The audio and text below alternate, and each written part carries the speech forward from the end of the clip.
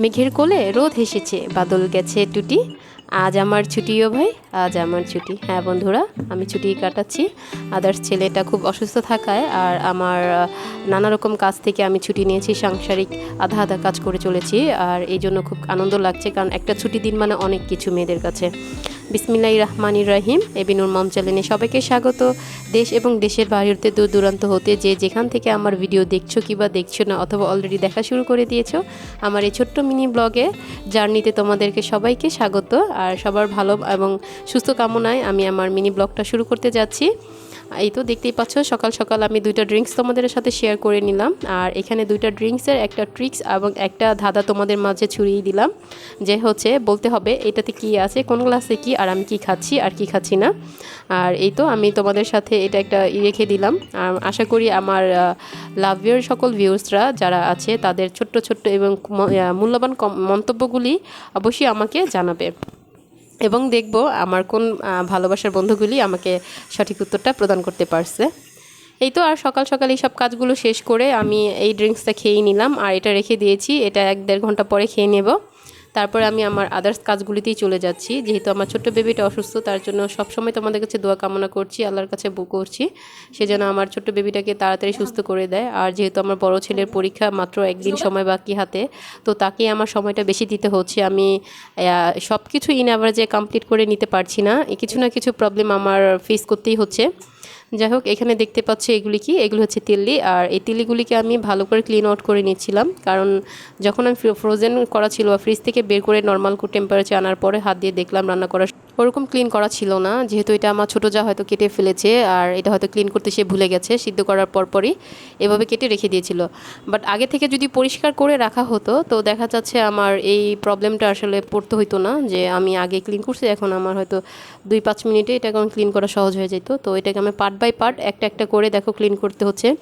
Neat and clean করতে গেলে আসলে অনেকটা সময় লেগে গেছে, প্রায় আমার 30 মিনিট এখানে টাইম ওয়েস্ট হয়েছে। তো যাই হোক, আগে ক্লিন করে, যেহেতু খাবার ব্যাপার, খাবারটা আসলে ভালো করে পরিষ্কার পরিচ্ছন্ন না থাকলে একটা জার্মস বা একটা ব্যাকটেরিয়ার সৃষ্টি হতে পারে, আর এখান থেকে নানা রকম ডিসেন্সি সৃষ্টি হয়। এই তো বন্ধুরা, আমি এখন দেখিয়ে দিচ্ছি, দেখো এতটুকু পরিষ্কার করতে অনেকগুলি সময় পার হয়ে গেছে, প্লাস হচ্ছে এতগুলি ময়লা বের হয়েছে। এটা আমি ভালো করে ক্লিন আউট করে এখন এটাকে ভালো করে ভাজা ভাজা একটা ভুনার স্পেসে নিয়ে আসবো। আর এই তো আমি এখানে আমার একটা প্যানের মধ্যে কতগুলি পেঁয়াজ আর হচ্ছে তেল দিয়ে দিলাম, আর এটাকে আমি ভালো করে রান্নার প্রসেসে চলে যাচ্ছি। এখন আমি মশলা, গরম মশলা যা যা ছিল এখানে, এলাচ, দারচিনি আর হচ্ছে একটু তোমার তেজপাতা আর হচ্ছে গোলমরিচ দিয়ে দিয়েছি। এটাকে আমি ভালো করে ক্লিন করে নিব, আর এটা হচ্ছে ভালো করে ভেজে ভাজা ভাজা করে তারপরে আমি এটাকে আদা রসুন, এটা আমরা জানি ভুনাতে আসলে কী কী লাগে, তোমরা এক লোক দেখে নিও, আর দেখলে অবশ্যই বুঝতে পারবে। আসলে ভাজতে বা এই রান্না করতে তেমন একদম গরুর মাংস আমরা যেভাবে রান্না করি, গরুর মাংসটা হচ্ছে 2টা প্রসেসে করা যায়, কিন্তু ভুনাগুলি বিশেষ করে এভাবেই কষিয়ে করতে হয়। আর কষিয়ে করলে কষাটার মধ্যে কিন্তু পানি দিবে না, পানি দিলে কিন্তু তরকারি ফ্লেভারটা নষ্ট হয়ে যায় বা একটা স্বাদ অন্যরকম আসে। আর যদি কষানো অবস্থায় তুমি এটার মধ্যে মাংস বা তুমি হচ্ছে তিল্লি, কলিজা, ফুয়েপসা যাই দাও না কেন, দেওয়ার পরে কিন্তু দেখবা এটার স্বাদটা অমৃত লাগে। এই দেখো, এই তেল থাকা অবস্থায় কিন্তু আমি দিয়ে দিচ্ছি, এটাকে ভালো করে ভেজে সামান্য একটু পানি অ্যাড করে নেব, যেহেতু এটা আমি ভুনা ভুনা করছি। আশা করি তোমরা বুঝতে পেরেছো, আর এভাবে ট্রাই করে দেখবে, অবশ্যই এটার স্বাদটা ডিফারেন্ট লাগবে, আর হচ্ছে রান্নার ধরনটাই তোমার এক্সচেঞ্জ হয়ে যাবে আশা করছি। বড় ছেলের পরীক্ষার প্রস্তুতি শুরু হচ্ছে, আপকামিং পরীক্ষা, যেহেতু গতকাল পরীক্ষা, তার প্রিপারেশনের জন্য আমি তাকে সময় দিচ্ছি। এখানে ছোটো ছেলে অসুস্থ, আসলে আবার হচ্ছে সংসারে কাজ, আর হচ্ছে আমার ভিডিও এডিটিং, আর হচ্ছে মানে ইন অ্যাভারেজে সব কিছু মিলে আমি আসলে একটু পেঁচিয়ে যাচ্ছি, আমি কাবার করে উঠতেই পারছি না।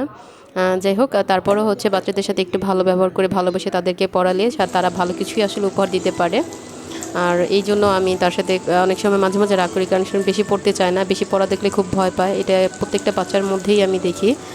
আর এই তো আমার ছেলের একটা পছন্দের খাবার তৈরি করে নিচ্ছে, আলু চিপস। এটাতে আমি সামান্য পরিমাণ লবণ আর হচ্ছে তোমার কর্নফ্লাওয়ার, একটু টেস্টিং সল্ট, আর হচ্ছে তোমার এটা দিয়ে দিব নুডলসের যে প্যাকেট মশলাটা আছে, ম্যাজিক মশলা, সব কিছু দিয়ে আমি এটাকে ভালো ভালো হাত দিয়ে মেখে কিছুক্ষণ রেখে দিব আর রেস্টিংয়ে। আর তারপর হচ্ছে আমি একটা প্যানে তেল নিয়ে এটাকে আমি ভালোভাবে মোটামুটি ভেজে নিব।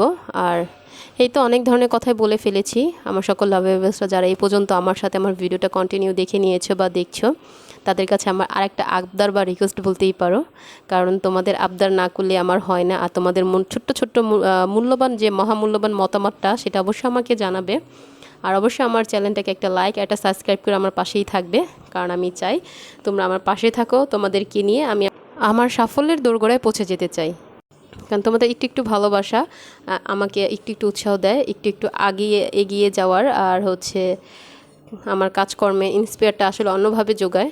তোমরা এটা বুঝবে কিনা জানি না, কারণ কারো ভালোবাসা কারো হাত ধরা ছাড়া সিঁড়ি কিন্তু একা বেয়ে ওঠা যায় না।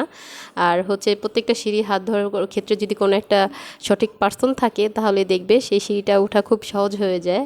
আর নয়তো সিঁড়িটা একা বেয়ে উঠতে গেলে হোঁচট খেতে হয়, পড়তে হয়।